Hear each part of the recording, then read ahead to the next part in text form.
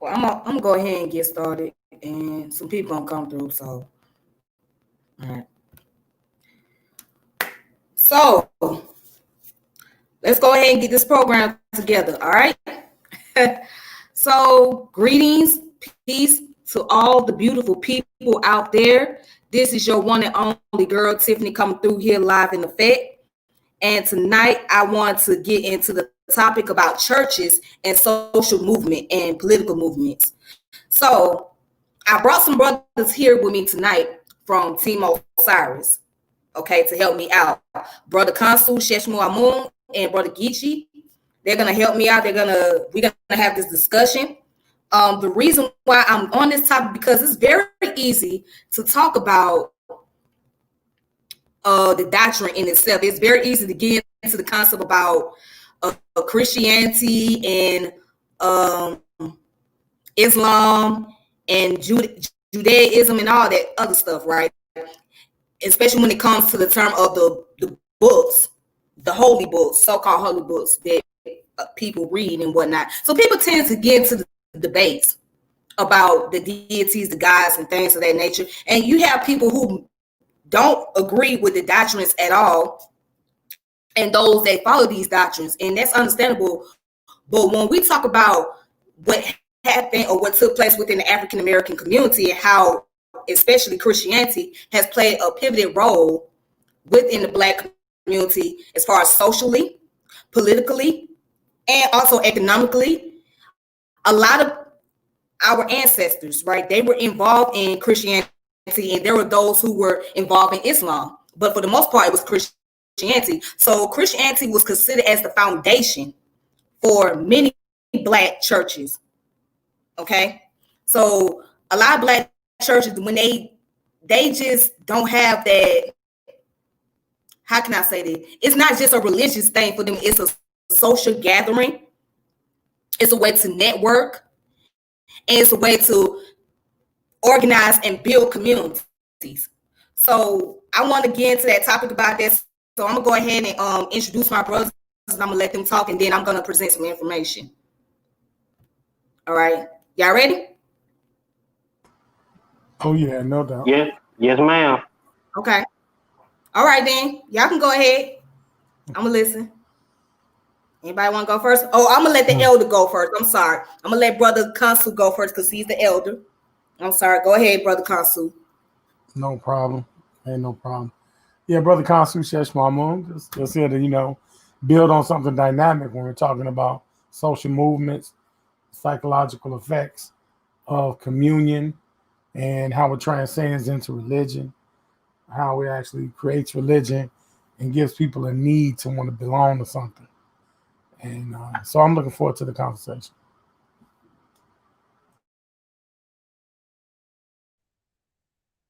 Oh yeah, I'm looking forward to the conversation as well. Me personally, I'm not I'm not a Christian or anything like that, but I don't even agree with a lot of the doctrine that's in Christianity or that was presented us, but I do know I could take out the positive effects. There was some positive things. I ain't gonna throw the baby out with the bathtub, it's a lot of positive things that went on for us, the Black community, Christianity, what it done for us, especially being a psychological refuge during slavery. All right. Now let's talk a little bit real quick. I don't know how many people seen the Birth of a Nation movie. If anybody saw that movie. All right. So in the movie, it was about Nat Turner. Okay. So Nat Turner, who was a slave himself, but also was a Christian, he used the Bible as his refuge. He used the Bible as a way to promote his radical thoughts and take action against the slave master. So he was a very unique guy. He was very brilliant at that. And unfortunately, of course, he got killed at the very end. But he took that chance and he took that risk on fighting. So he said, you know what, I'm not going to stand here and I'm not going to tolerate this. So what I'm going to do is I'm going to use the scripture And as I'm using the scripture, I'm going to be more strategized and figure out the ways of how to combat against this beast over here. And then also you got African traditions that such as Santeria and Voodoo and etc. that also mix in with Christianity as well. But let me go ahead and present some information real fast. All right, so what I want to do is I'm going to go into Wiki1, which is another source of Wikipedia. All right, if you guys, can you guys see my screen?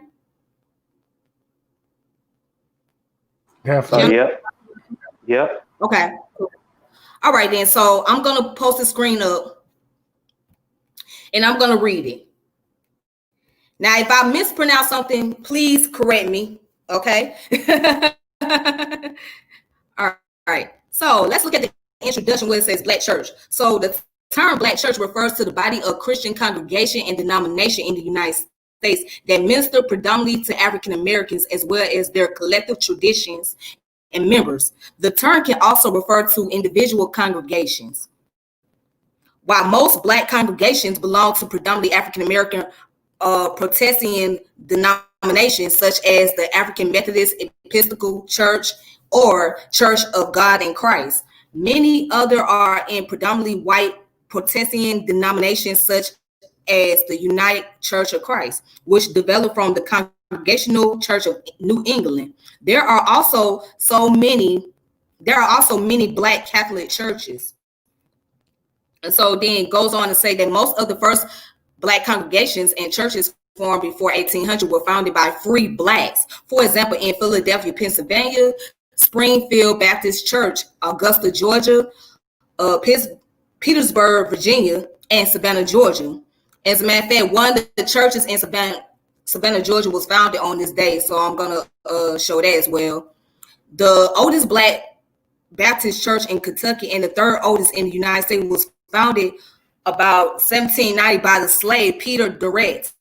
The oldest Black Catholic church, St. Augustine in New Orleans, was founded by free Blacks in 1841. Now down here it says, after slavery was abolished, segregationist attitudes towards Blacks and white worshiping together were not as predominant in the North as compared to the South.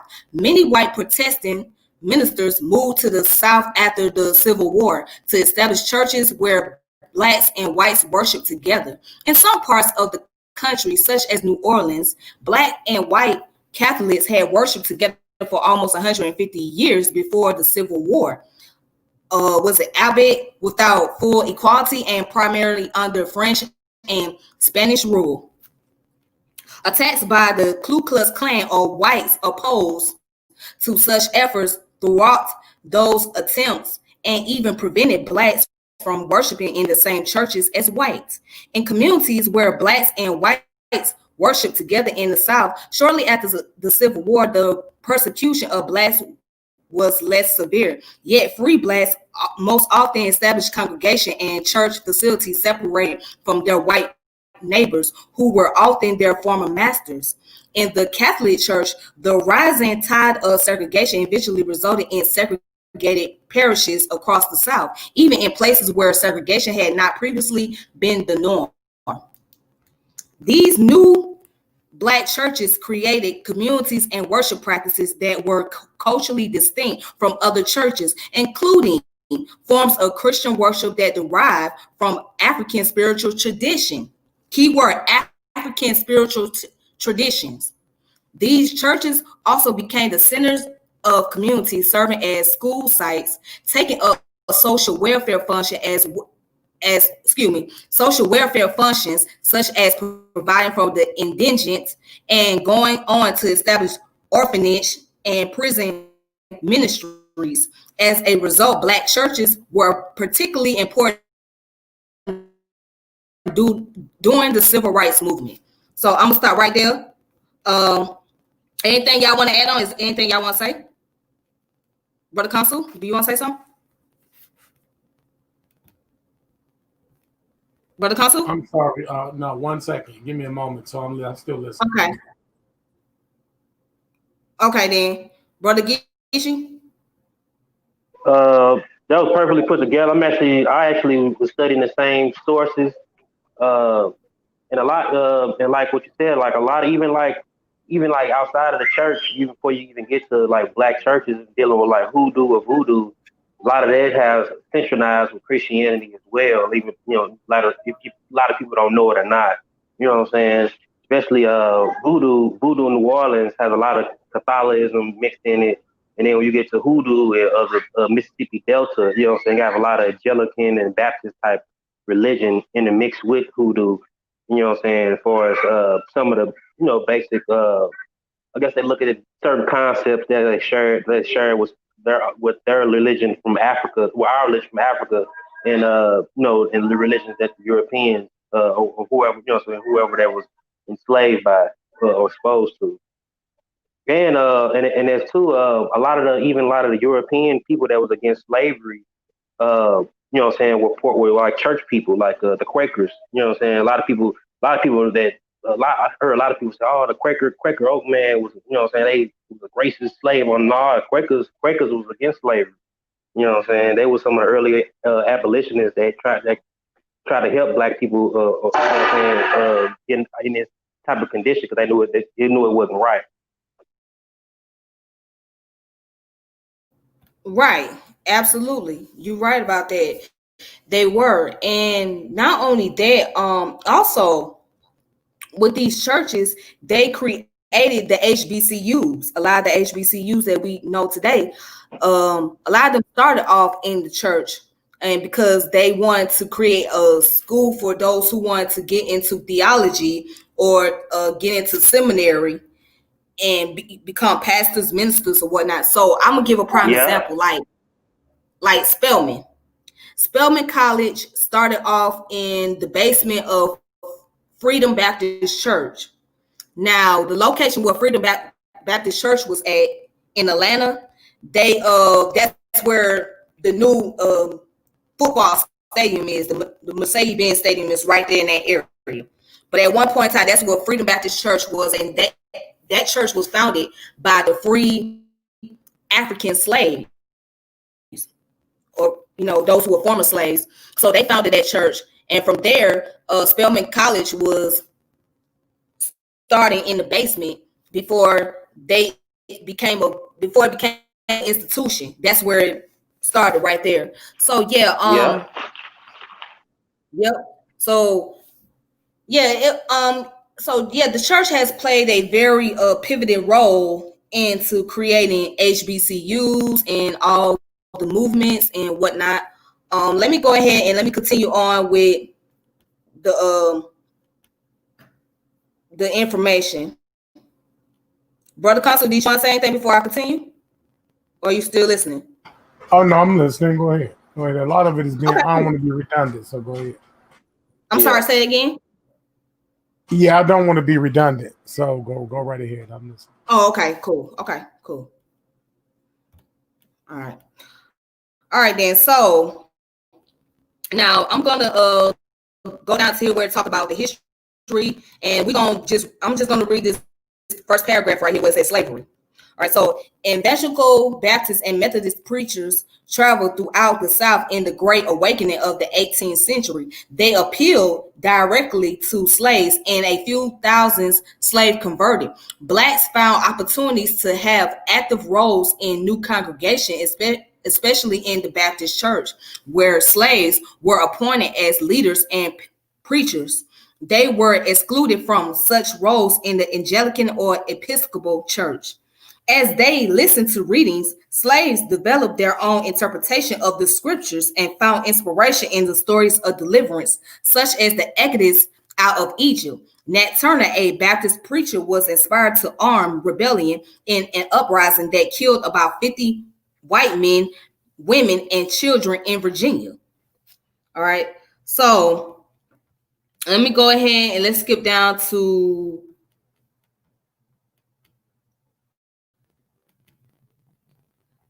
Let's skip down right here at the very bottom. It says slaves also learned about Christianity by attending services led by a white preacher or supervised by a white person. Slaveholders often held prayers meetings at their plantation. In the South, until the Great Awakening, most slaveholders were Anglican, and if they practiced any Christianity. Although in the early years of the First Great Awakening, Methodist and Baptist preachers argued for manumission of slaves and abolition. By the early decades of the 19th century, they often had found ways to support the institution. In settings where whites supervised worship and prayer, they used Bible stories that reinforced people's keeping to their place in society, urging slaves to be loyal and to obey their masters. In the 19th century, Methodist and Baptist chapters were founded among many of the smaller communities and common planters. During the early decades of the 19th century, they used stories such as the curse of Ham to justify slavery to themselves. They promoted the idea that loyal and hardworking slaves would be rewarded in the afterlife. Sometimes slaves established their own Sabbath schools to talk about the scriptures. Slaves who were literate tried to teach others to read, as Frederick Douglass did while still enslaved as a young man in Maryland. And then going down here where they talk about the free blacks.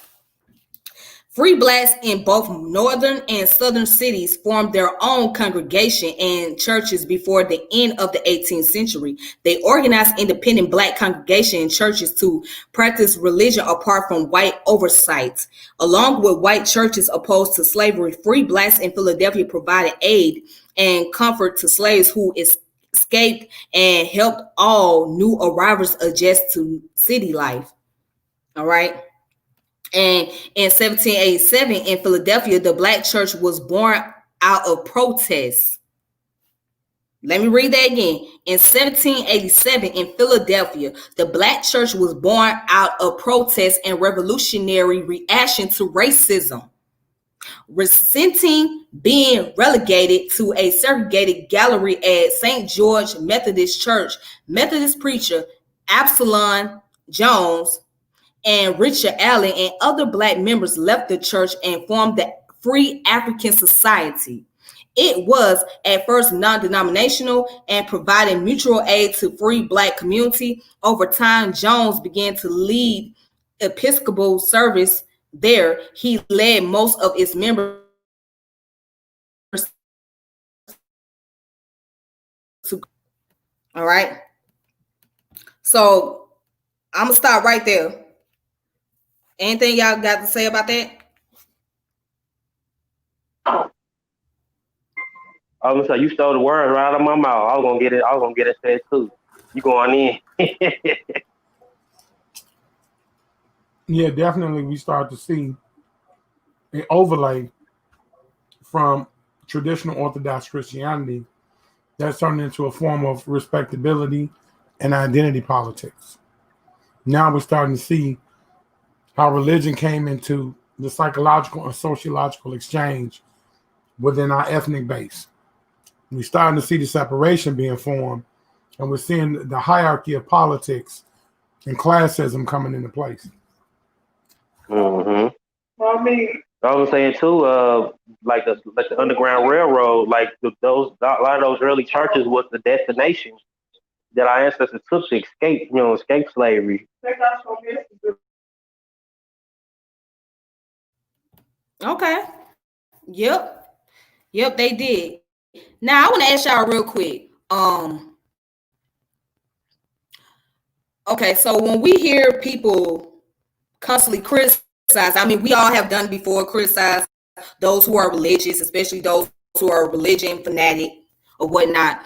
But when you hear people just constantly like condemning the church altogether, just saying like, get rid of it, they got to go. Get away from these Abrahamic religion and get back to the traditional ways of our ancestors. Just let it go. These religion, they belong to your slave master. Why are you still practicing them?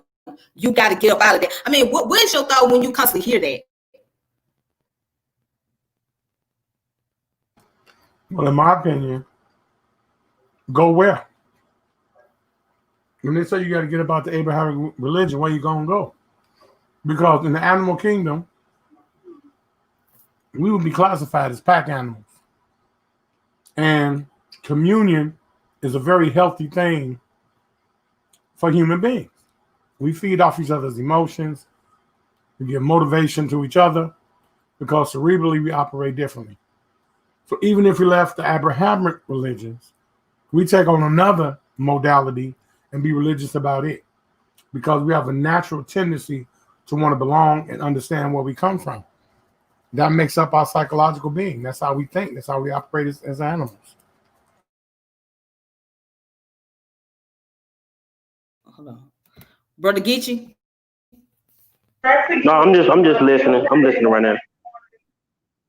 So I mean, what's your thought on that when you constantly hear the same argument over and over, and like, what's the first thing that comes to your mind?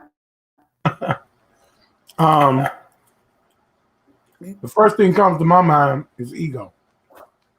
To be really honest, because I'm like, okay, what makes you think that religion and religion only created some type of issue with us? Based on the transatlantic slave trade, we had an issue with us, with each other, just because we came from different nations over in Africa. You know, there were no borders and blocks and neighborhoods and nothing like that. And when we came to America, it wasn't any. You know, they were erecting borders and we had colonies. So you would have the Asante mixed with the Fulani. And then we have two different traditions. They wouldn't look the same. Of course, the European thought we all looked the same, but we had distinctive phenotypes that would determine who we was. So we were forced to socialize with people we would never see. The Asante wouldn't just walk by the farm like we walking down the block or street. These nations or tribes, they would be sequestered by themselves for hundreds and thousands of years. They wouldn't be associating with anybody else. And now you take them and bring them here to America and you civilize them in a social construct they were never used to. So it's going to create in-house fighting and arguing and things like that. And to really think that what the European did, yes, it affected us greatly. It's the principal issue. But you just can't keep harping on religion as one of the issues. There were other things, social issues like sodomy, rape, and other things like that we buy into today. So we got to expand our introspection on who we are in the Black paradigm, because it wasn't just religion. As a matter of fact, religion played the least role, in my opinion, on the effects upon us as Black people, because a lot of productive people have come out of the Black church. A lot of movements for civil rights have come out of the Black church. So I don't really see why it's such an argument over religion with Black people. And here's where I stand with that.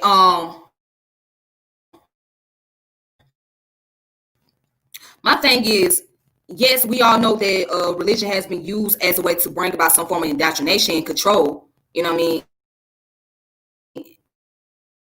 But at the same time, it has also liberated some people, you know what I'm saying, being able to use that as a platform, as a way to go through the process of healing. And so it's very interesting we talk about, or especially with those who are atheists, and nothing against the atheist brothers and sisters out there, but so much condemnation to the point that they oversee the things that have been taking place by a certain individual. Like, a lot of people admire Marcus Garvey, right? A lot of people admire him, but Marcus Garvey was a Christian. You know, he was a Catholic, though. You know what I'm saying? Although he upheld the principle about Black empowerment, do for oneself, etc., but he was a Christian. That's just bottom line. He was a Christian. Malcolm X. Malcolm X was a Muslim, and he never denounced Islam. Right. And his daddy show was a Christian. Mm-hmm. His daddy was a Garveyite. And a Methodist. Garveyite was a Methodist. Even, I would say even the early Black men that created the Rastafarian movement in Jamaica were Christian leaders. You know what I'm saying? They had very little information coming into Jamaica. So when they heard Garvey on the radios and stuff, they looked at that as a prophecy or whatever. You know what I'm saying? Or it's gonna be a king left, but they was looking in their Bible. But the early rosters, they didn't even have dreads. They were like Christian, you know what I'm saying, church leaders. Melvin put a piece of paper can be a weapon as well. It isn't the weapon that has intent. What's your thought on that? What was that? What was the statement? A piece of paper can be a weapon as well. It isn't the weapon that has intent.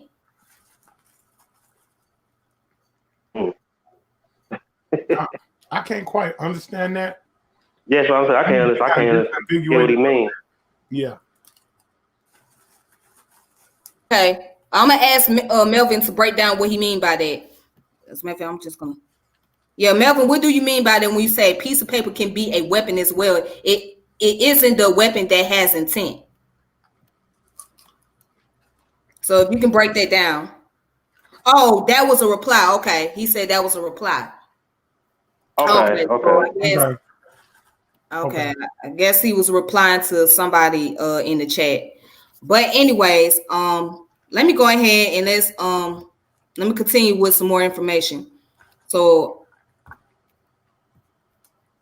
let's go down here where it says Reconstruction Error.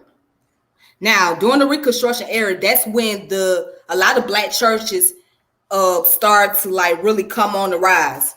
So it says after emancipation, northern churches founded by free blacks as well as those of predominantly white denominations sent missions to the South to minister to newly freed black slaves, including to teach them to read and write. For instance, Bishop Daniel Payne of AME Church returned to Charleston, South Carolina in April 1865 with 9 missionaries. He organized committees, associations, and teachers to reach freemen throughout the countryside. In the first year after the war, the African Methodist Episcopal Church gained 50,000 congregants. All right. And this is during the Reconstruction Era. And going down, I'm skipping down. It says black preachers provided leadership, encouraged education and economic growth, and were often the primary link between the black and white communities. The black church established and/or maintained the first black schools and encouraged community members to fund these schools and other public services. For most black leaders, the churches always were connected to political goals of advancing the race. There grew to be a tensions between black leaders from the North and people in the South who wanted to run their churches and worship in their own way. Since the male hierarchy denied them opportunities for ordination, middle-class women in the black church asserted themselves in other ways. They organized missionary societies to address social issues. These societies provided job training and reading education and worked for better living conditions, raised money for African missions, wrote religious periodicals, and promoted Victorian ideals of womanhood, respectability, and racial upliftment. All right. So, to all my brothers and sisters out there that's in the atheist community, or just non-religious altogether, again, you have to look at things beyond the religion doctrine. Okay, you can't just, it's one thing to just focus on the book, but if you start to really see the social concept and the political concept behind it, you'll get a better understanding. Now, I'm not trying to say to be religious or to go into a facility. No, because me, myself, and I don't do religion myself. However, when you start to look at the historical black background, especially with African Americans, then you'll be able to gain a better understanding. Now, you don't necessarily have to agree with everything, but you will gain some understanding. And you will realize that the movements that you're a part of, especially the Black nationalist movement or Pan-African movement, they derive from those who were of religious background. And that's all I'm saying. So, anything else y'all want to add on before I continue?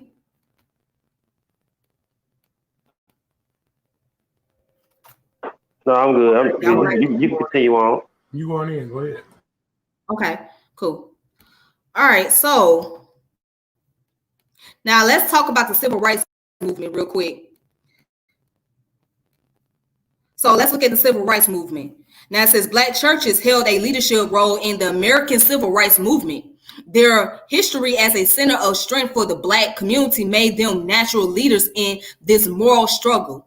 In addition, they had often served as links between the Black and white worlds. Notable minister activists of the 1950s and 1960s included Dr. Martin Luther King Jr., Ralph David Abernathy, Bernard Lee, Fred Shuttleworth, Watt T. Walker, and C.T. Vivian. And going down here, now let's get into the politics and social issues. Now, the Black church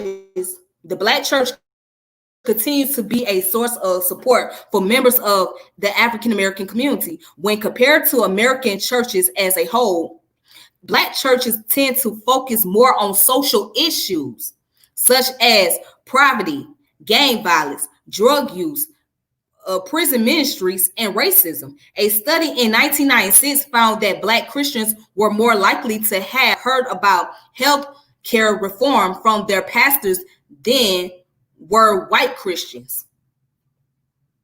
Isn't that interesting? Isn't that interesting? Yes, it is. Yes, it is. Very. All right.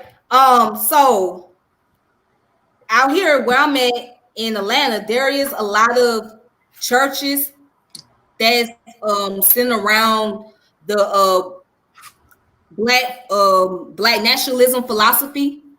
So you got the Shrine of the Black Madonna, you got one called the Beloved Community Church, and so many others. So, and also right where you at, Brother Consul, in the Chicago area, they have what's it, Trinity United Church of Christ or something like that? No doubt, Bishop Brazier. Huh? Bishop Brazier, 45 years. Okay. So you know what I'm talking about, yeah. And they got one in Gary, Indiana. Yep. So, wow. I mean, I'm sorry. Go ahead. And these are entities that, yes, we're talking about the religious connotation, but I think sometimes we give those that we call slavers that were participating in the slave trade, I think we give them a little bit more credit than we need to. As continental African people, we were very religious in Africa. It was just a different cultural construct. So if we say within our cultural context, we are going to be religious wherever we go on the planet because we are tribal spiritual people. We're pastoral people. We're connected to the earth. We have a certain opinion on the sun and the moon and the stars and the trees and the animals. So wherever we go, we're going to be highly spiritual people. It's ingrained in our culture. That's right. You're right about that. Exactly. And we're going to find a way by using syncretism. You know, yeah, even if the conditions wasn't bondage, and just say we live, you know what I'm saying, under the society, you know what I'm saying, of this colonial society, we probably would have still had some type of mental colonial mentality, you know what I'm saying, just by observing certain things, you know what I'm saying. I agree. You're right about that. So yeah, we're gonna find a way to stay connected spiritually because our ancestors did that. You know what I'm saying? They kept their spiritual principles through syncretism, whether it was infused with Islam, Christianity. They found their way of doing so. And also, let's talk about the Black theology for a moment. And when we talk about Black theology, we talking about how people take the scripture, right, and center around the concept of Blackness. So I'm just gonna go ahead and read on it. Yeah. So, all right, Black theology. One formalization of theology based on the theme of Black liberation is the Black theology movement. Its origin can be traced to July 31st of 1966, when an ad hoc group of 51 Black pastors calling themselves the National Committee of Negro Churchmen bought a full-page ad in New York Times to publish their Black Power statement, which proposed a more aggressive approach to combating racism using the Bible for inspiration.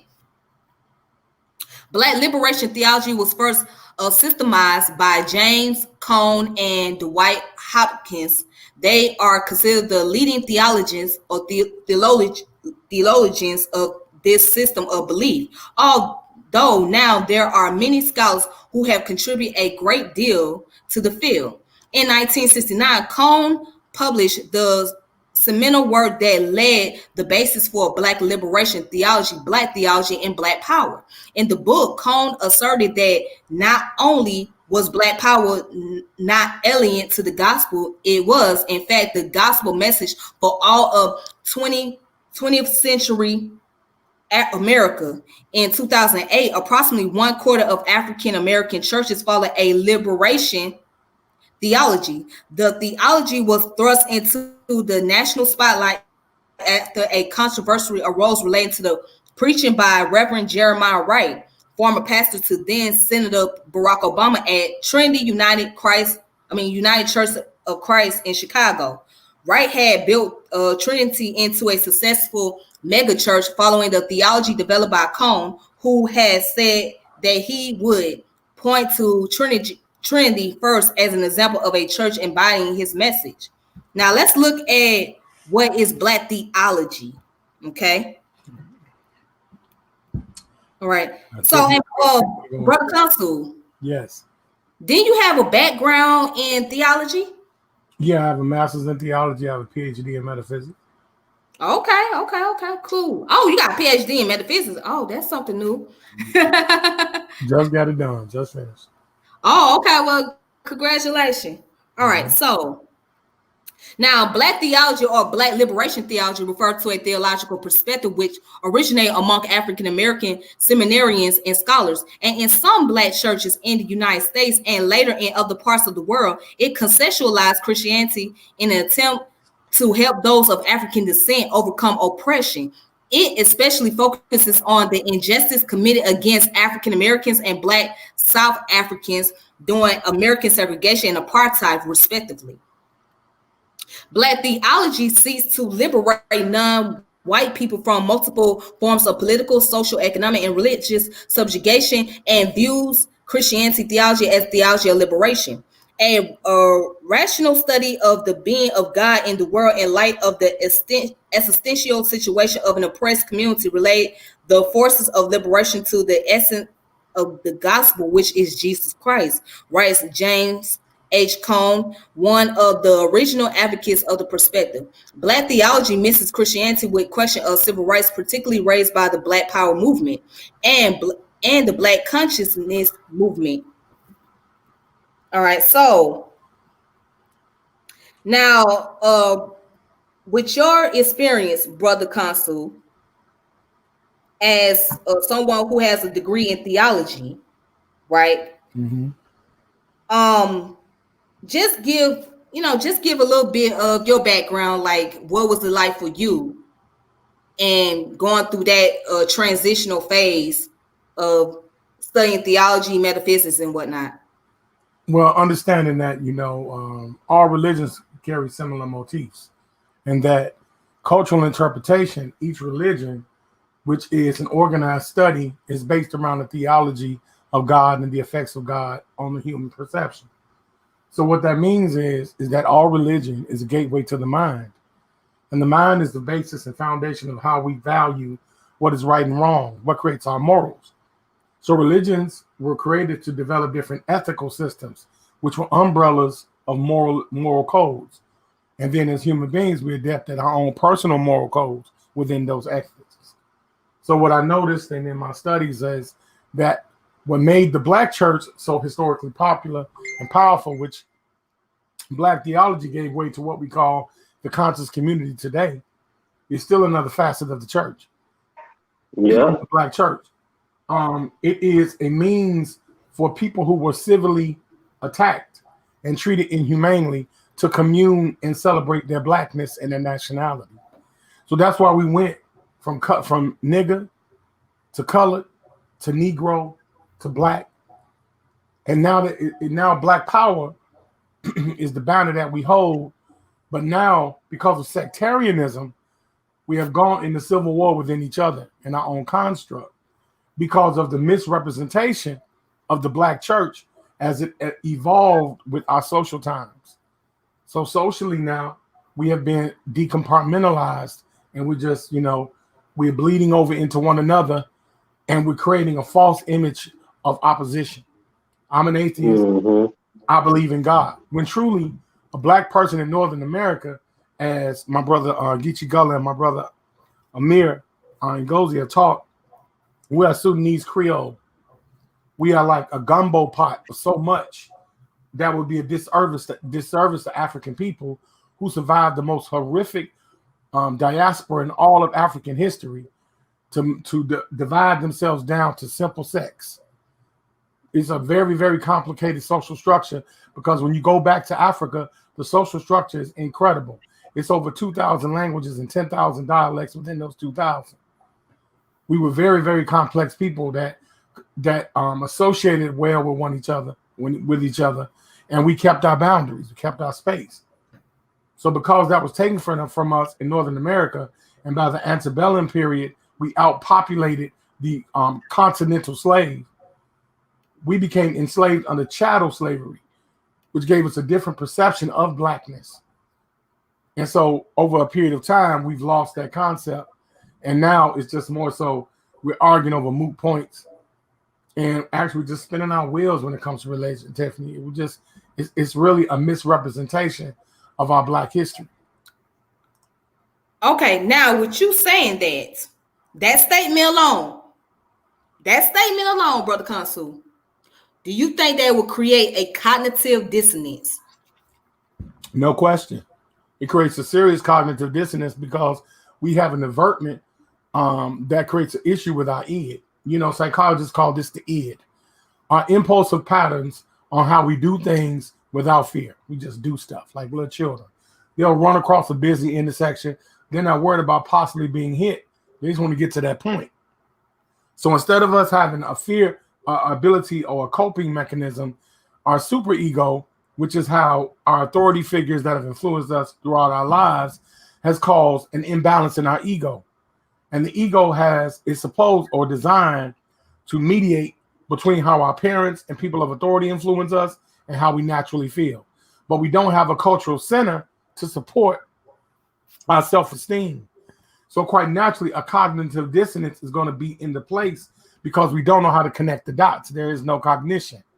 We can't see Baptist church and see Africa in it. We can't see synchronization because we're blinded by racism, chattel slavery, white supremacy. So we're blinded by that, not understanding it is an extensive polarity and polarized act of slavery. But we were always religious, communal people. Well, I like that. Very impressive. Very impressive. Well said. Well said. All right. So let's go down here and let's look at the part where it says as neighborhood institution. Okay. Now let's look at it. Although black urban neighborhoods in cities that have deindustrialized may have suffered from civic disinvestment, with lower quality schools, less effective policing, and fire protection, there are institutions that help to improve the physical and social capital of black neighborhoods. In black neighborhoods, the churches may be important sources of social cohesion. For some African Americans, the kind of spirituality learned through these churches works as a protective factor against the coercive forces of poverty and racism. Churches may also do work to improve the physical infrastructure of the neighborhood. Churches in Harlem have undertaken real estate ventures and renovated burnt out and abandoned brownstones to create new housing for residents. Churches have fought for the right to operate their own schools in place of the often inadequate public schools found in many black neighborhoods. Now, with that being said, okay, there's a church, which is it's called Elmi Bethel or Bethel Elmi, and they have their own credit union. They have their own credit union. Okay. So here it is, a church that's not only got their own daycare, but they got their own credit union. And it's really for members of that church, pretty much, of course. So now, with that being said, playing that role, how often do you hear about religious institution having their own credit union, building their own school system, and all of that? And I'm not just saying that. I mean, there's others that's doing it, but like, how often do you hear they go through the extent of building housing programs and having their own schools and whatnot? Brother Consul? Well, it just goes to show the importance of mobilization and organization. Yes, the premise may be religion, but the byproducts of religion show progress. It shows the ability to be self-governed and operate under one goal. It shows the effects of church being the ethical system that pushes the moral system behind social movements with an ethnic focus on Black people. Every ethnic group has their own social paradigm. And us coming from the Southern Black Christian church has given us the ability to organize and mobilize and do so many things on our great behalf. A lot of civil laws that have been adjusted and created, which gives us the opportunity for us to speak here today. Me and you talking today would have blown our civil leaders away back in the 18, 19, and early 1900s. They would have been amazed at our ability to articulate and speak on these matters in an instructive way and in an intelligent way. And when we went through so many changes, the W.E.B. Du Bois argument with Booker T. Washington, when we were arguing over classism and status, we've elevated beyond that. So we have to maintain the ability to continuously adapt and understand that we are the most resilient Black people on the planet. And so we needed the church in order to unify under a common goal. We took the word Black and we added soul to it, and we called it soul power. We did that with the church underlying it because the Black church taught us how to be unified under one common banner. In the South, they used to call it sojourning. And we would sojourn with one another. That means we would cast aside our religious differences for one common goal, and that's Black emancipation. And that's what the Black church has taught. Okay. Yeah. So yeah, I agree, and they also have taught those to be self-sufficient and to focus on community problem, take community action, get into the activism and things of that nature. One of the main activism that a lot of churches do, especially within our community, is feeding the homeless people. And also they engage heavily into politics. I mean, heavily. Like what's his name? He's a senator now. Raphael Warnock. Mm-hmm. Raphael Warnock was a reverend.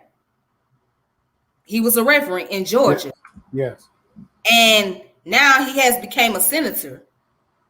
So he went from that transition of being a religious leader, right, to now being in the office in the United States government. Now, it's not as common to hear about a reverend going from the church to now being in the seat with the House of Representatives. So with that being said, he has a lot of support system within the Black community, especially those that's in the church.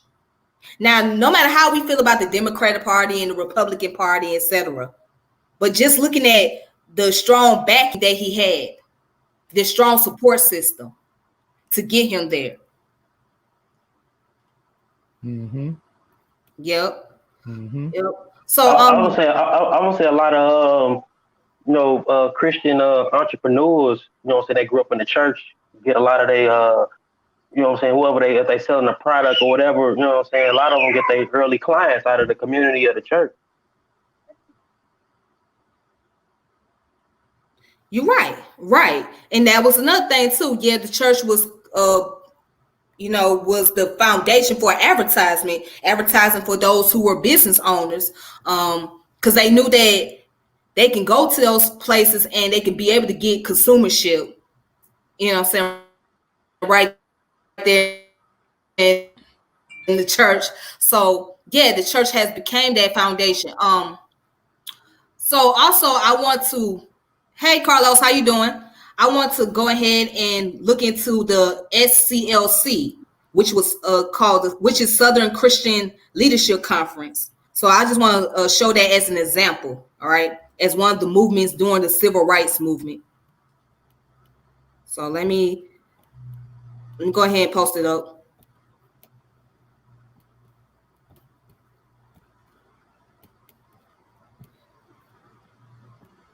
All right, you guys can see the screen. Okay, cool. Yeah. Okay, cool. All right, so let's look at Southern Christian Leadership Conference. All right, so the Southern Christian Leadership Conference is an African-American civil rights organization. SCLC is closely associated with its first president, Martin Luther King Jr., who had a large role in the American civil rights movement. So it was founded on January 10th of 1957, following the Montgomery bus boycott victory in consultation with Bayard Rustin, Ella Baker, and others. Martin Luther King Jr. invited about 6 Black ministers and leaders to Ebenezer Church in Atlanta. Prior to this, Rustin in New York City conceived the idea of initiating such an effort and first sought C.K. Steele to make the call and take the lead role. Steele declined, but told Rustin he would be glad to work right beside him if he sought King and Montgomery for the role. Their goal was to form an organization to coordinate and support nonviolent direct action as a method of desegregating bus systems across the South. In addition to King, Rustin, and Baker and Steele, Fred Shuttleworth of Birmingham, Joseph Lowry of Mobile, and Ralph Abernathy of Montgomery all played key roles in this meeting. The group continued this initial meeting on January 11, calling it, in keeping with the recent bus segregation issue, a Southern Negro Leaders Conference on Transportation and Nonviolent Integration, when they held a press conference that day. The press conference allowed them to introduce their effort. All right, so going down here, it says communicating what they had included in telegrams sent that day to applicable members, President Eisenhower, Vice President Nixon, and Attorney General Barnell of the executive branch of the United States government, sharing an outline of their overall position regarding the restriction against the elementary democratic rights, Negro minority, and provided a short list of concerns they wished to raise with white Southerners of goodwill. All right. On February 15th, a follow-up meeting was held in New Orleans. Out of these 2 meetings came a new organization with King as its president. Shortening the name used for their January meetings, the group briefly called their organization Negro Leader Conference on Nonviolent Integration, then Southern Negro Leaders Conference. As its 3rd meeting in August of 1957, the group settled on Southern Christian Leadership Conference as its name, expanding its focus beyond buses to ending all forms of segregation. A small office was established in Prince Hall Masonic Temple building on Auburn Avenue in Atlanta, with Ella Baker as SCLC's first and, for a long time, only staff member. All right, so let's talk about Masonry, the Masonic Hall, and the religion institution come together. So what's your input on that when we talk about the Masonic halls and religious institution working in conjunction? Again, it's another extension of the Black church. I mean, Masons, I'm a Mason, and okay, it's an extension of communion. It's an extension of community involvement. It's an extension of organization and mobilization. It's under the tenements of understanding knowledge and how to apply knowledge through proper thinking and discernment. So it gives you the ability to give introspection on thought. So Masonic orders or Masonic groups were put together because they originally were guilds. Those were skilled workers that would come together and create plans on empowering and beautifying their neighborhoods and their areas. And so that terminology was coined in West Africa. It was adopted by Greeks. Greeks used the same principles of creating compartments of and modalities of organization and construction. And that's why the Masons were known as the master builders, because it was knowing how to take thought and the inception of thought and manifest it into actual physical actualization by maintaining and perpetuating our basic needs and our needs for security and cohesion. And once those things were established, we're actually able to transcend into psychological development. And upon that psychological development, we would then be able to actualize things independently. Mm-hmm.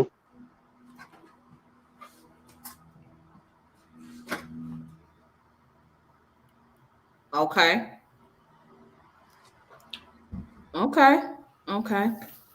So, if you don't mind me asking, Brother Consul, how long have you been a Mason? 25 years. All right. So now this is kind of off the subject. How do you feel when there's criticism about the Masonic organization or the fraternal order, as far as people making jokes about the secret society, Illuminati, and all this other stuff? It doesn't offend me. I mean, based on I kind of try to use different forms of epistemology to understand why those things are happening.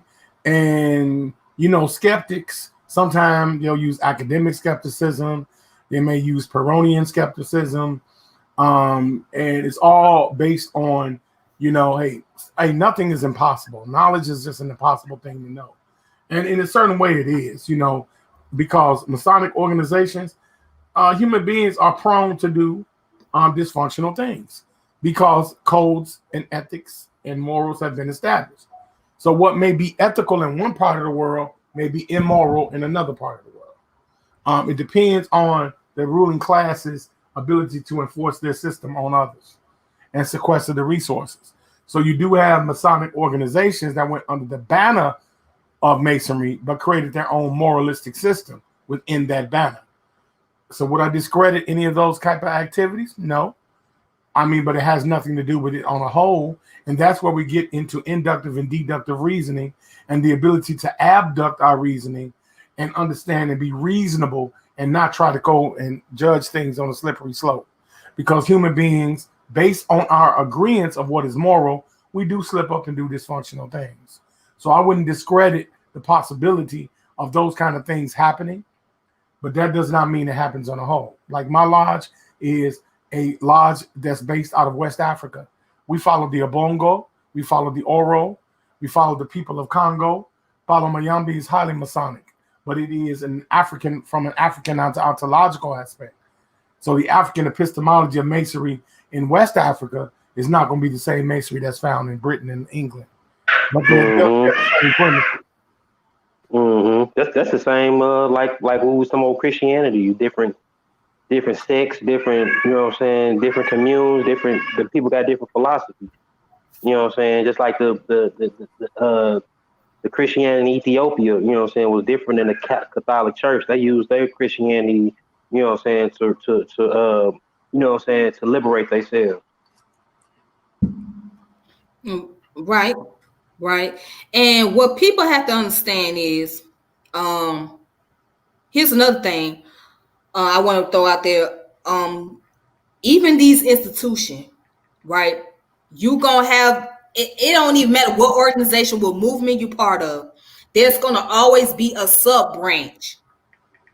Okay. So yeah, it's gonna sect off. Whatever. Exactly. Like most cults, because religion and cult is a synonymous thing, But cults, when we say it's because it's a cult, don't mean it's a bad cult or a suicide cult. Cult is just a short word for culture.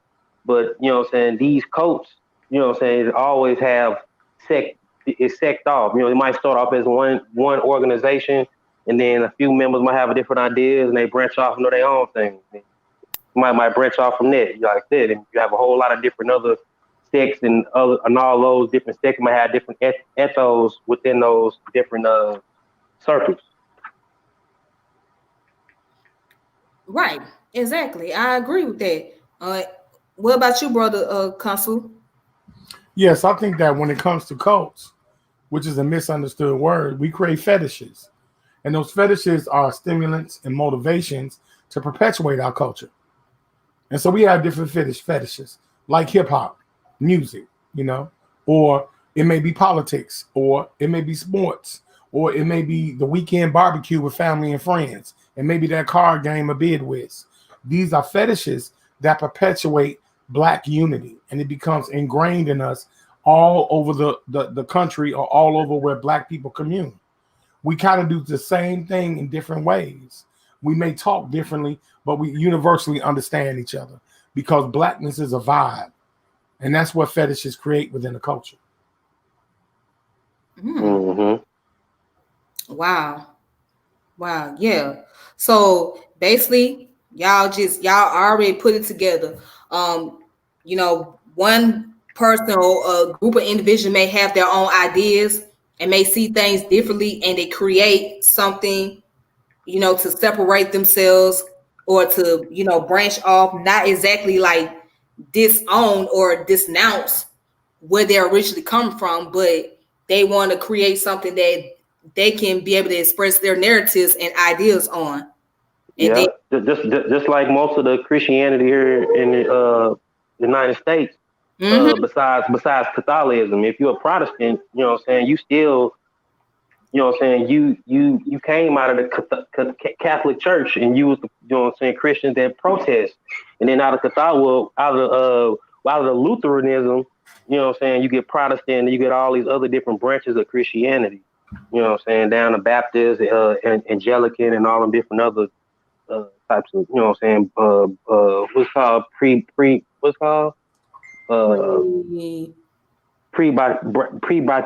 I can't think of the name of this sect of Christianity. But you have different pedestrian something. I know what you're talking about. Yeah. Whatever that church that Trump you go to. Oh, I didn't know that.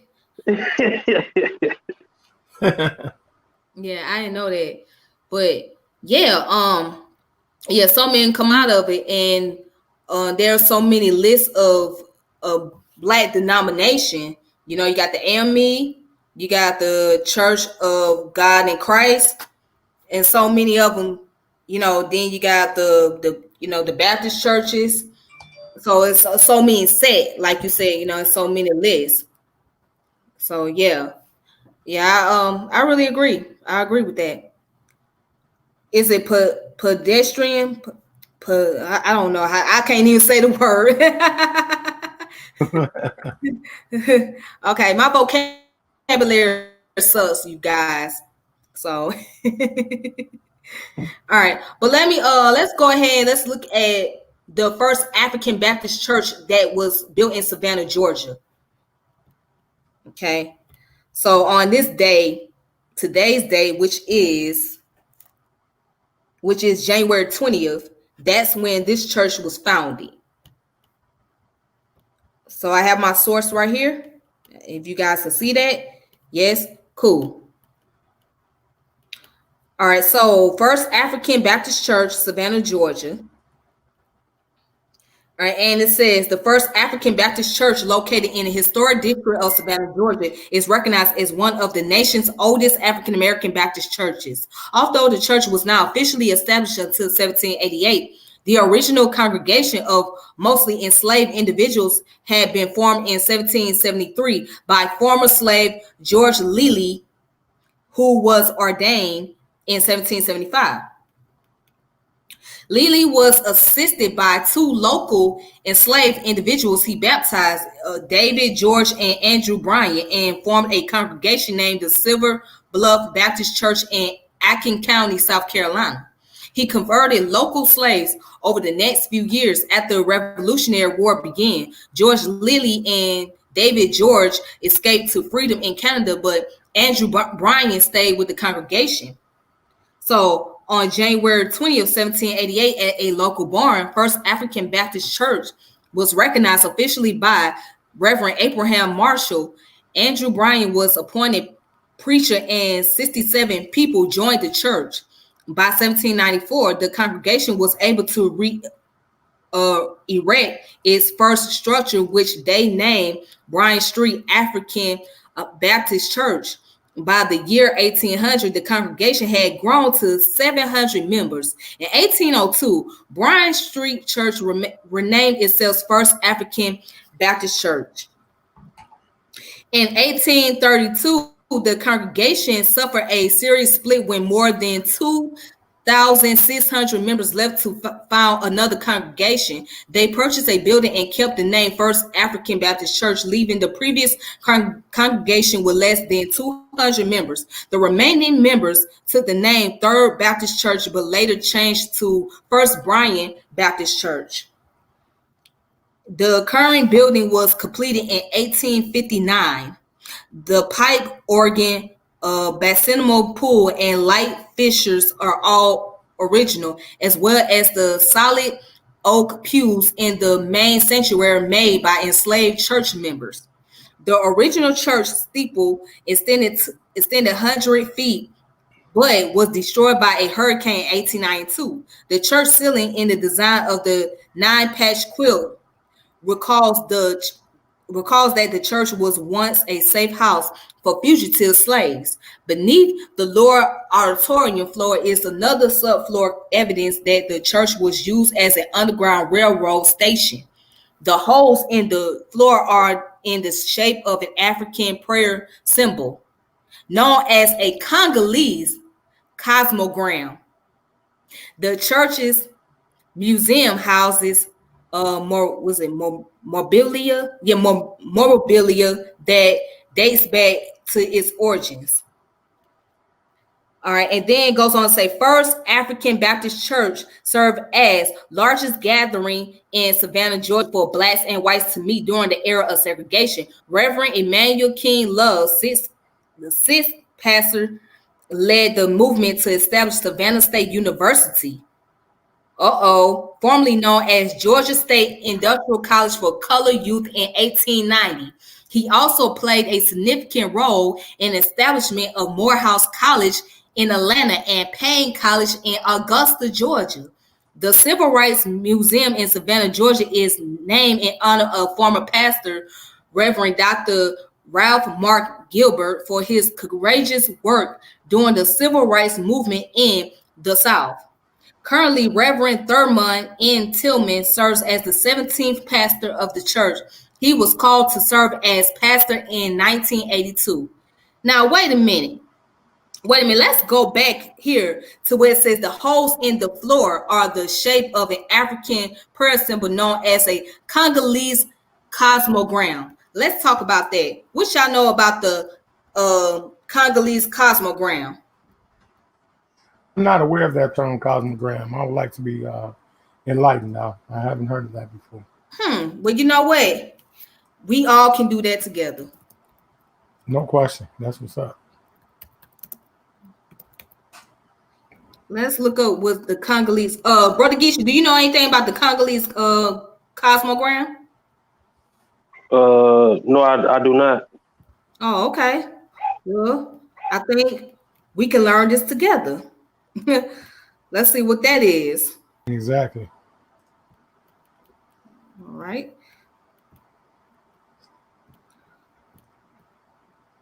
I know the Congo, the Kingdom of Congo played a big role for Christian history. What? In Africa. Yeah, it was one of the earliest, besides Ethiopia, it was one of the earliest African what was the first Catholic African kingdoms. Oh, you know what I'm saying, by way of the Portuguese, but they was looked at as a, you know what I'm saying, out of respect. But down the line, you know, so after they figured out a lot of the Portuguese was kind of, you know, sneaky trying to get slaves and stuff. But they were, you know what I'm saying, well respected at first. Okay. Now that's interesting. That's my first time ever hearing about that. I didn't know the Congolese people or the culture played a part in the Christianity church. Well, Catholicism. It was one of the earliest Catholic kingdoms in Africa. All right. So let's look at Congo Cosmogram. Let's look at that.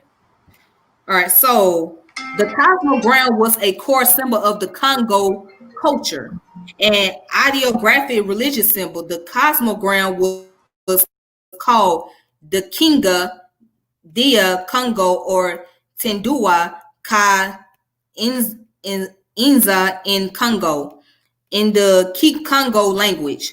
Ethno-historical sources and material culture demonstrate that the Congo cosmogram existed as a long-standing symbolic tradition within the Bakongo culture before European contact in 1482, and that it continued in use in West Central Africa throughout the early 20th century. In its fullest embellishment, this symbol served as an emblematic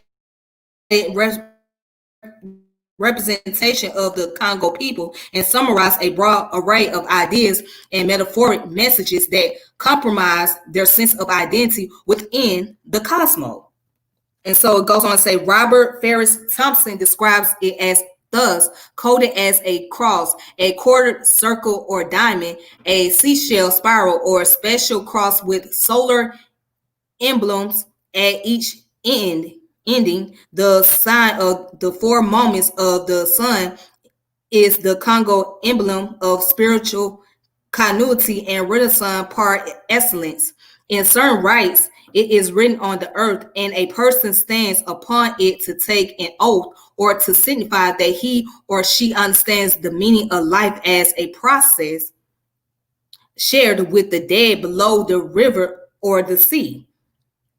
The real sources of earthly power and prestige in Congo thinking, the imitation by shorthand geometric statements of mirrored worlds within the spiritual journey of the sun is the source and illumination of some of the more important sculptural gestures and decorative signs pertaining to funerary monuments and objects designated for deposit on the surface of funerary tombs or otherwise connected with funerary ceremonies and the end of life. All right. So, what is you guys' thoughts on that? So now you guys know what it is. Oh yeah, that's very interesting. Mm-hmm. I wonder, is it? I'm listening. I have a phone call, but I'm listening. Oh, okay then. Yeah. So I mean, like you kind of understand what it is, though, right? Like the symbolism and all that stuff behind it. Oh, okay. Oh yeah, he said he has a phone call. Okay. So yeah, let's look at what the symbol looks like. Congo Cosmogram. Let's see, what's the symbol?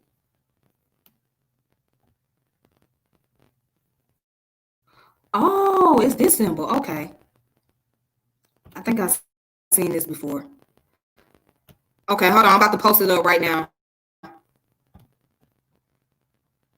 Because I think I've seen it before, but didn't know what it was.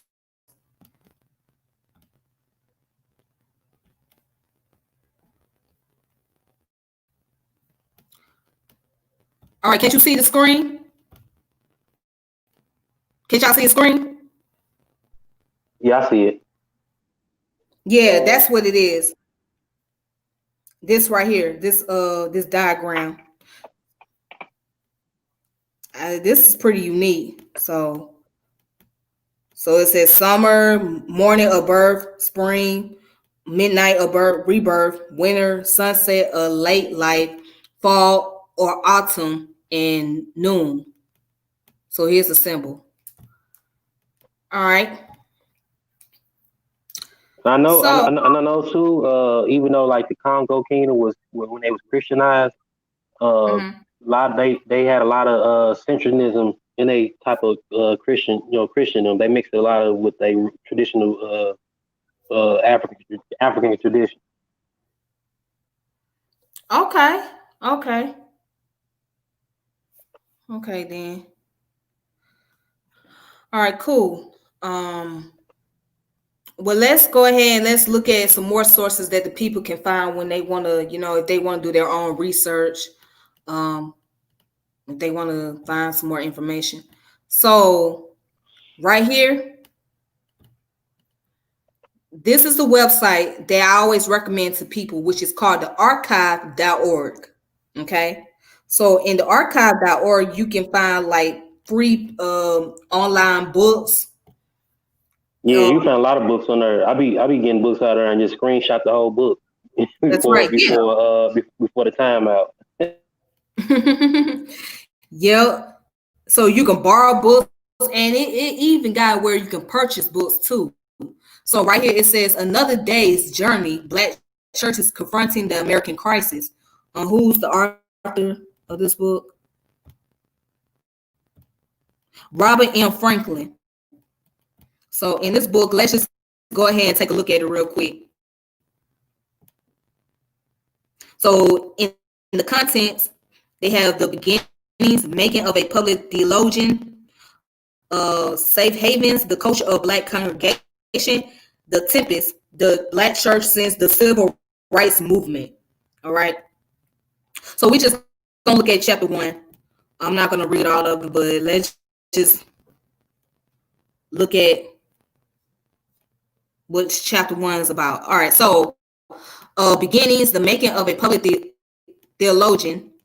It was April the 4th, 1968, on the far south side of Chicago. I was 14 years old, freshman on my way home from Morgan Park High School, when a Black driver passing by shouted out his window, "Dr. King has been shot. All hell is going to break loose." Although I was halfway home, I decided to return to the school to see how the school community would respond to this awful news. All right, so let's go ahead and skip.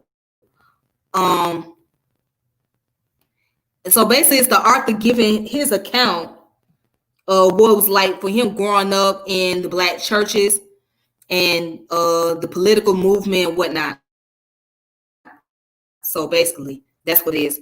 So, and it says, when I finally arrived home, I saw a television report that showed urban America on fire. It seemed such an inappropriate response to the death of an advocate of nonviolence. There had been no similar response when Malcolm X was killed 3 years earlier, yet Malcolm had been a bold advocate of using violent means to repel enemies. Malcolm had even been photographed dressed in a business suit and holding a rifle. Thereby, he had become the icon of Black militancy in 1960s. All right, so in that book, it speaks on the difference, and noticing that the author is saying that when Malcolm X was assassinated, there was no uprising, there was no, there was no riots and all that going on. But when Dr. King got assassinated, there was the uprising, even though he preached the concept of nonviolence. Where you stand on that?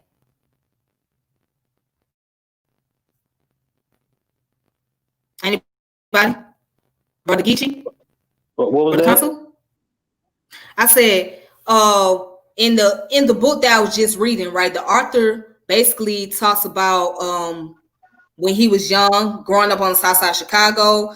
There was a Black driver that passed him by, said that Dr. King was assassinated in 1968, and that it became an uprising in the Black community on Dr. King Party. There was a lot of chaos taking place, but when Malcolm had passed, it wasn't as much chaos. So, what you thought? What's your thought on that part?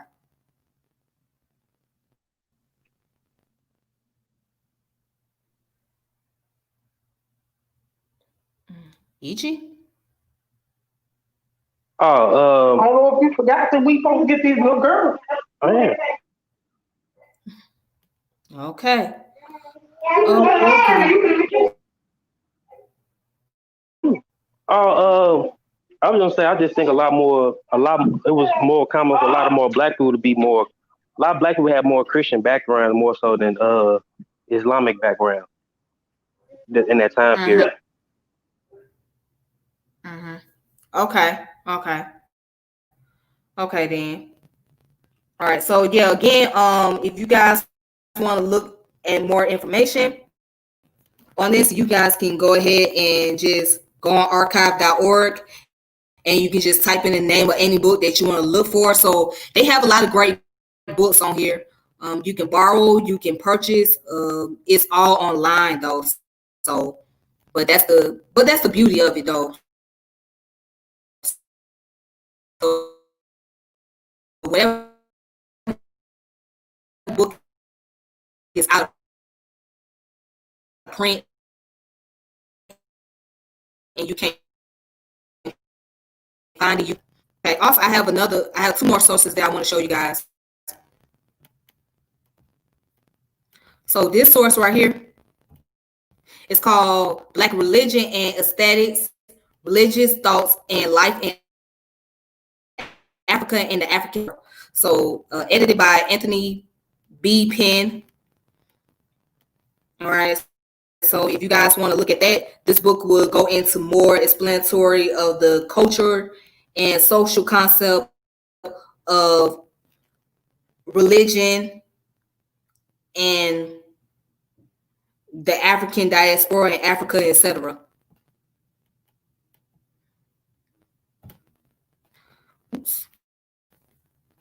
Also, I have another one. And then, wait a minute, what just happened?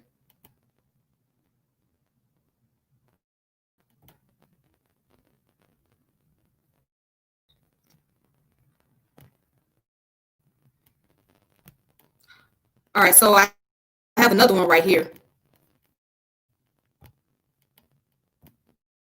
Hopefully you guys can see the screen. So it says Race, Cross, and Christians, Bloodlines. So which is written by John Piper.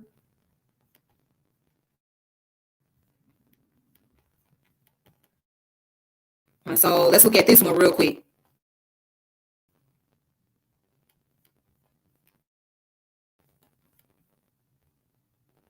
It says, let's look at the first one.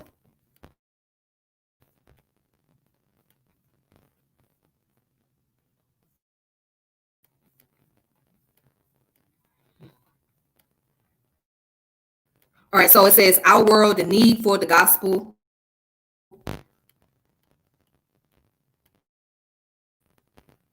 It says a book on race written by a baby boomer who came of age in 1960. It has to begin with the civil rights movement. It still grips us, defines us in so many ways. After slavery itself and the Civil War, no event or movement in the last 400 years has affected the racial climate in America today more than this movement. Things were done and said in those days that need to be known by those who weren't there. The most eloquent spokesman of the movement was Martin Luther King Jr. His vision and his description of the situation that gave rise to the movement help explain why this book exists, especially part one, Our World, the Need for the Gospel. All right. So with that being said, if you guys want to check this book out, you can, which is called The Cross and the Christian Bloodlines by John Piper. All right. Now, is there anything that you guys want to leave off before, like anything that you guys want to say, Brother Consul and Brother Geechee? I just want to mention too, a lot of people don't know this. Before I slip my mind, that Dr. John Clark actually got his start of teaching in the church, teaching Sunday school and using that to teach children about their own history. Mm-hmm. Yeah, a lot of them did. You know what I'm saying? A lot of them did. Yeah, a lot of them did. So, and not just Dr. John, But who else? But W.E.B. Du Bois. So many of them. So yeah, because here in the South, you know, most of our parents and our grandparents was raised upon the church. So by them growing up into the church, one of the first things that you learned how to read was the Bible. You learned the Bible, okay? You learn how to read the prayer, and the common prayer was Matthew's. Our Father which art in heaven, hallowed be thy name, thy kingdom come, thy will be done on earth as it is in heaven, etc. So you learned that. That was the first thing that you learned how to read. And then from there, you branch off and you was able to incorporate other knowledge. But yes, that was the main element right there. Because that's how our grandparents were. They were raised upon the church. So by them being brought up on the church and the religious aspect and the concept of God, they have passed it on down to us. And we have either passed it on down or we decide to go a different direction. So yeah, it's common for a lot of us out here in the South. It really is. So yes, I'm glad that you brought that information. Brother Consul, are you still there? Yes, I am. I'm going in between phone calls and business calls, but this is absolutely phenomenal. You going clean in. I really can't say nothing because you saying everything. You know, you breaking the connections down. And I think Melvin texted me. He said he got something in the chat he wanted you to check out. But okay. You're doing a great job. Okay. Then, well, thank you. I really appreciate that. I really do. Let me see. Where is that brother? Melvin one. Okay, I think he showed me the picture. Yeah, he showed me the picture. So I'm gonna go ahead and post that picture up that he's showing me about the Congo Cosmogram. So I'm gonna show that real fast.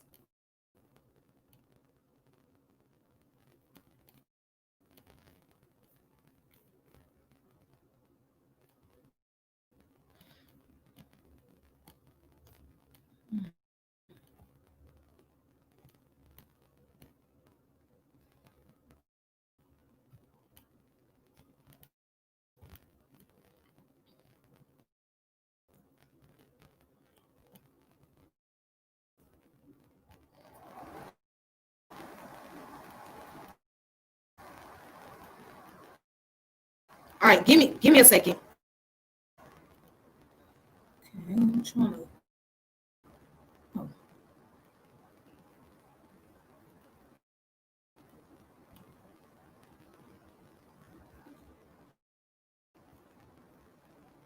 All right, so let me go ahead and post that picture up.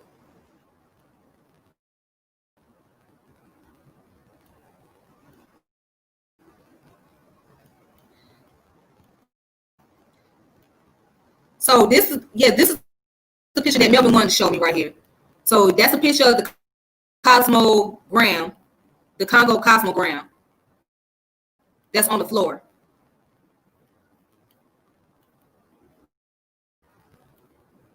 All right.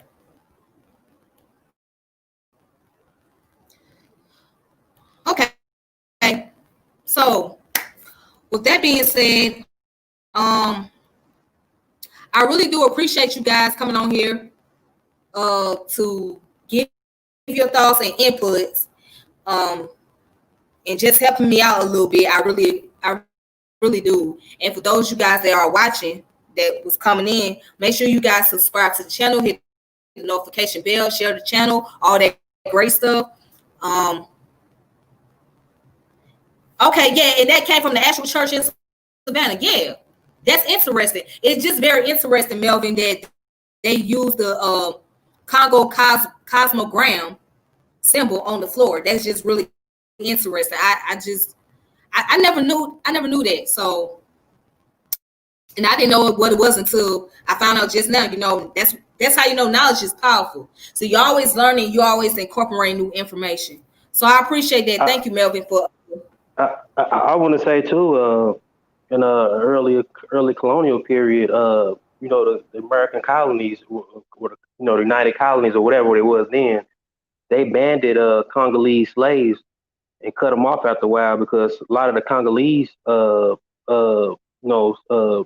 captive people were already Christians when they got here, so they already had a sense of the world, being from the Congo area, because it was already a Christian kingdom.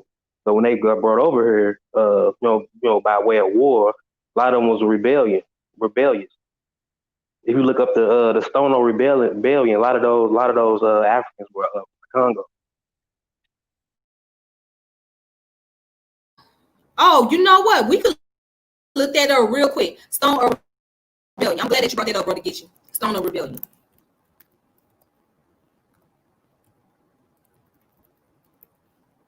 Let's look that up. Let's look that up real fast, since we on here, since we on that topic right now.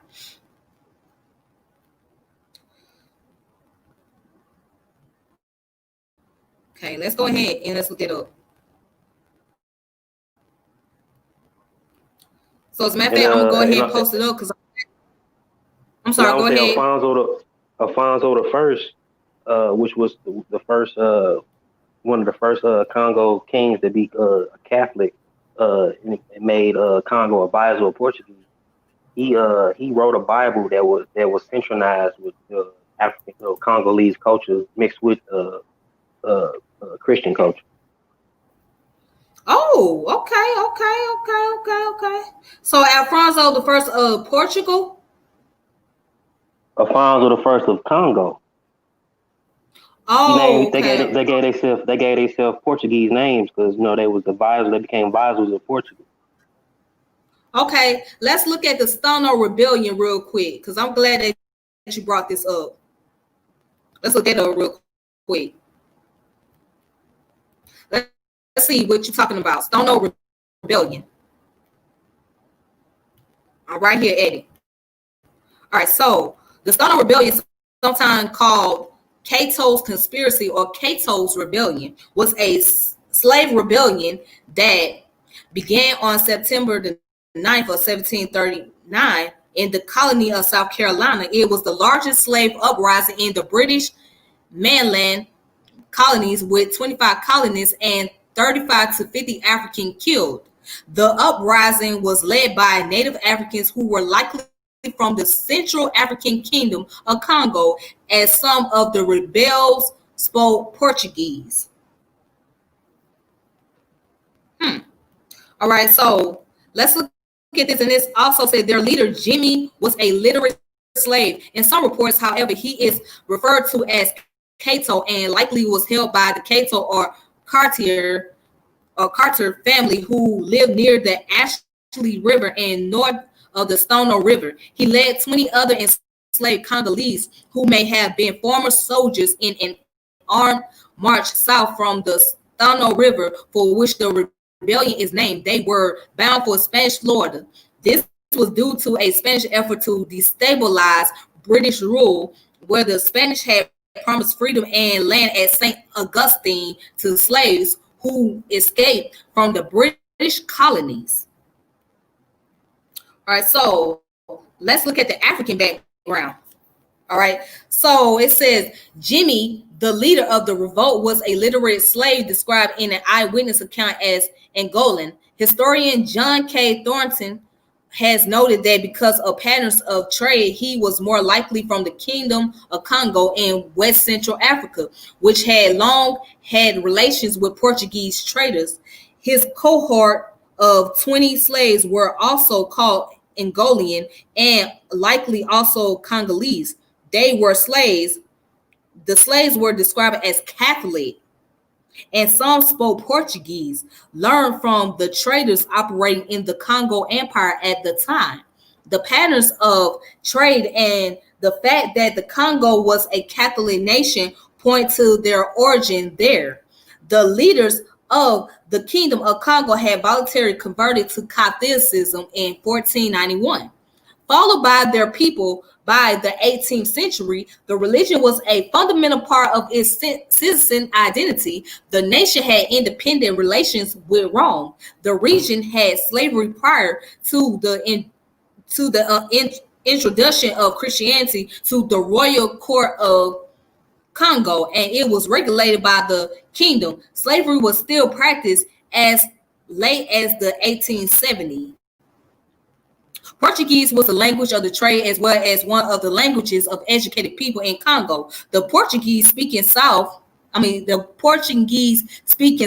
in South Carolina were more likely to have learned about offers of freedom by Spanish agents. They would also have been attracted to Catholicism of Spanish Florida.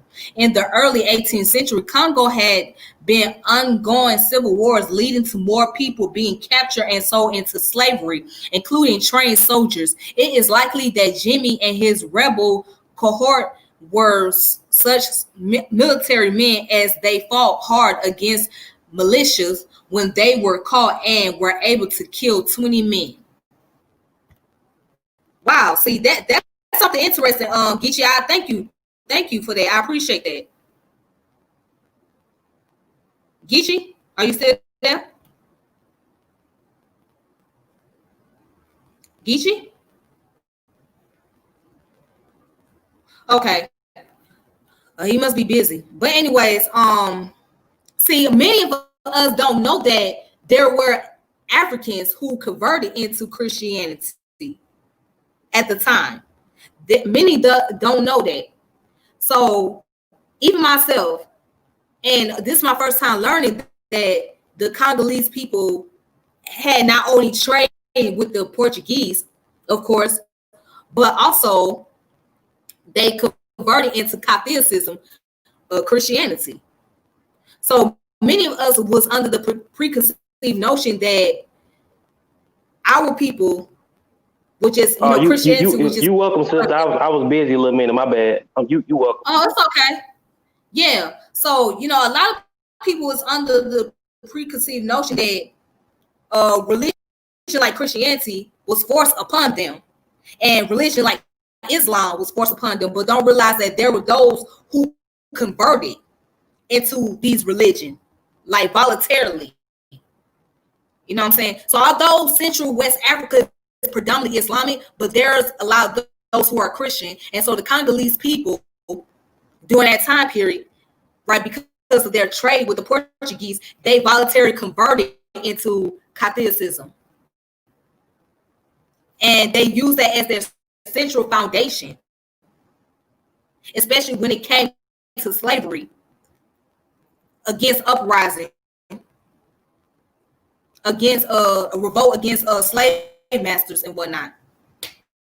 All right, so anyways, you guys, thank you all for tuning in and watching, and I appreciate Brother Geechee and Brother Consul for coming in and giving their thoughts and their point of view and being able to share some knowledge with me. I really appreciate that a lot. So with that being said, I hope you guys have a wonderful evening, and make sure you subscribe to the channel, hit the notification bell, like the channel, and share it. So whenever I come on, you guys y'all be the first ones to be notified, and you'll know when you'll be notified. So when I come on, until then, you guys take eat. Hold on. Let's see. Brother Geechee is back. Okay. So, Brother Geechee, are you there? Yeah. Brother Geechee? Okay. Yeah, I'm here. Yeah, you went out on me for a minute. So now that we know that the Congolese people has converted into Catholicism, yeah, it will early. kill. I would say even a lot of. I'm gonna say even a lot of the Congolese kings sent their children and princes to Portugal to learn and learn how to to school in Portugal and learn the Portuguese language and different forms, their version of Catholicism. They sent their kids away from. Even Afronzo the First, he was sent to Portugal as a kid to learn. Oh wow, that's interesting. So now that we know this, people can now, they cannot go under the assumption that Christianity, of course, was forced upon African people. Now that we know that there are those who have converted on their own, correct?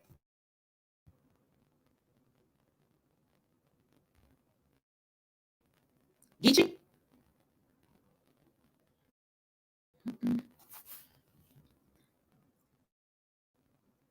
Brother Geechee?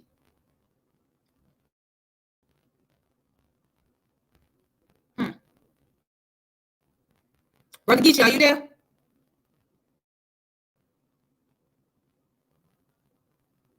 Brother Geechee, are you there? I don't know if Geechee is there or not, so he might be a little busy. But anyways, yeah, many people cannot sit there and make the argument now that all Africans, when they first encountered the Europeans, that they were forced to practice their religion or whatnot. Like, you can't really use that argument because there are those who have converted into the religion. You know what I'm saying? Into the Abrahamic religion. So therefore, it would kill the argument. Now, you have those who were forced to practice it, but then there are those who decide on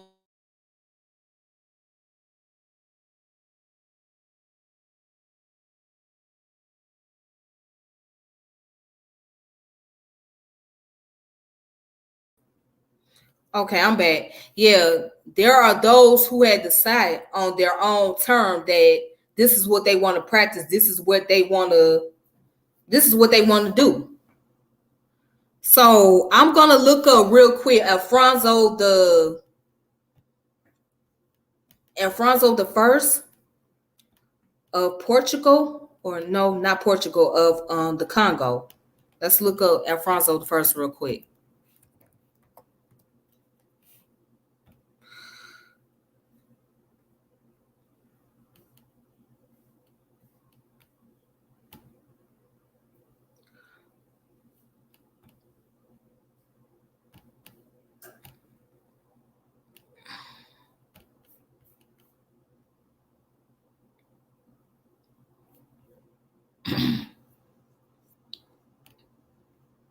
Yeah, I dropped off for a minute. Sis, what you were saying? Okay, what I was asking you that now that we know that the Congolese people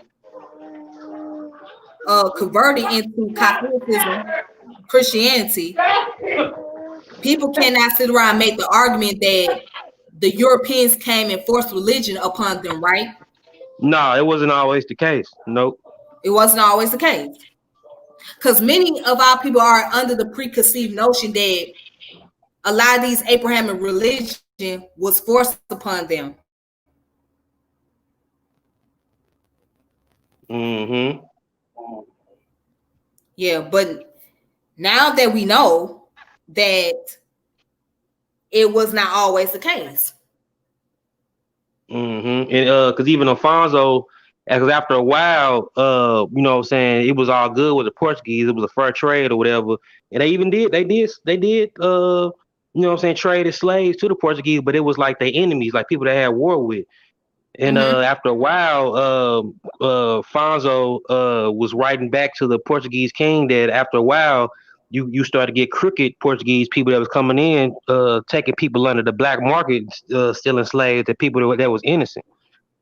He was complaining about that. They even got letters. They had documented letters of him writing letters to the king of Portugal. Wow. Wow. So right here, real fast, I'm on the even Queen. I'm saying even Queen Nzinga. You know, remember they mentioned Angola. Queen Nzinga. She was Christian. Yeah. For a while. She sure was.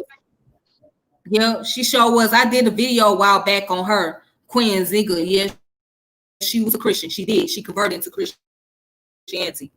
She did that. So let's look up Afronzo the First of Congo. Now he went by many names, but it says known as King Afronzo the First was the sixth ruler of Kingdom of Congo from the Lukini Kenda dynasty and ruled in the first half of 16th century. He reigned over the Congo Empire from 1509 to the late 1542 or 1543. Okay. So it goes on to say that at the time of first arrival of the Portuguese to the Kingdom of the Congos, capital of Mbanza, Congo in 1491, and Vimba in Nzinga was in his 30s and was the ruler of Insudani or Insundi province in the northeast and likely heir to the throne. He took the name Afronzo when he was baptized after his father decided to convert it to Christianity. He studied with the Portuguese priests and advisors for 10 years in the kingdom's capital. Letters written by a priest to the king of Portugal paint Afronzo as an enthusiastic and scholarly converted to Christianity. Around 1495, the mini Congo denounced Christianity, and Afronzo welcomed the priests into the capital of his Insundi province. To the displeasure of many in the realm, he had traditional art objects that might offer Portuguese sensibilities destroyed. All right, so let's go ahead. Let's go down. Now let's go down to where it says conversion of Congo. Afronzo is best known for his vigorous attempt to convert Congo to a Catholic country by establishing the Roman Catholic Church in Congo, providing for its financing from tax revenues and creating schools. By 1516, there were over 1,000 students in the royal schools, and other schools were located in the province, eventually resulting in development of a fully literate noble class. Schools were not built for ordinary people. Afronzo also sought to develop an appropriate theology to merge the religious traditions of his own country with that of Christianity. He studied theological textbooks, falling asleep over them, according to Rui de Agua, the Portuguese royal chaplain who was sent to assist him. To aid in this task, Afronzo sent many of his children and nobles to Europe to study, including his son Henrique Kinu Mvimba, who was elevated to the status of bishop in 1518. He was given the bishopric of Utica in North Africa by a Vatican, but actually served in Congo from his return there in the early 1520s until his death in 1531. All right, so interesting. Afronzo's effort to introduce Portuguese culture to the Congo was reflected in several ways. The Congolese aristocracy adopted Portuguese names, titles, coats of arms, and styles of dress. Youths were sent from elite families to Europe for education. Christian festivals observed, churches erected, and craftsmen made Christian artifacts that were found by missionaries in the 19th century. Significantly, religious brotherhoods organization was founded in imitation of Portuguese practices. The ranks of brotherhoods would be called by different European titles, with the elected leader of each brotherhood having the title king. To celebrate Pentecost, these brotherhoods organized possessions that had the multiple motives of celebrating saints, the brotherhoods themselves, and allowed the brotherhoods an opportunity to collect money. These celebrations lived on enslaved communities in Albany, New York as Pinster. Wow. The precise motivation behind Afronzo's campaign of conversion is unclear. Scholars continue to dispute the authenticity of Congolese Christian faith and the degree to which the adoption of a new faith was motivated by political and economic realities. Although the degree to which Afronzo was purely spiritual motivated is uncertain, it is clear that the Congo's converted resulted in the far-reaching European engagement with both political and religious leaders who supported and legitimized the Christian kingdom throughout the rest of its history. Wow. So that's a great information. That's a powerful information, Geechee. That really is. So today, people celebrate Pinster in Albany, New York, and other parts of the East Coast as a way to honor him, right? Brother Geechee? Yeah, that's right. Okay. Wow. I mean, that's amazing. So again, it's not always the case for those of us, for those of our people who always say that religion was forced upon us and our ancestors, and that's that. I mean, some of it is true, but not necessarily the case. There were those who made the conscious decision to convert into these religions and even attempt to make their kingdoms centered around these religious philosophy. Okay, so as you go into Africa today, the western part and central part of Africa, right, is predominantly Islamic. Now there are those who practice Christianity, but for the most part, many of them practice Islam. Okay, and many of them practice it because they converted. All right, when they were doing trades, they converted into the religion because they felt like they were inspired by it. So it was not always the case of enforcement or indoctrination. Many of them chose to be converted. Okay. So anyways, is there anything? I would say a lot of times anyway, a lot of the forcing, like the jihads that was going on in West Africa, it was Africans that was forcing other Africans. You know what I mean? A lot of the instances. Like the Fulani are known for having jihads. What? That's deep. So one day, what I'm gonna do is I'm gonna take a time. It'll be best to do it around Ramadan to focus more on Islam and African culture. So I want to be able to put that focus on Islam because reason why I want to do that, because what a lot of people don't know is 15% to 30% of the Africans that were brought here to America were of Islamic background. So they were Muslims. Okay. And with that being the case, you wouldn't be surprised to find out that you come from those ancestors who were Muslims. But one day I'm gonna focus a topic on that because Islam is a very broad topic to really deal with. So you have to it'll take a lot of time for that. So hopefully I can do that one day.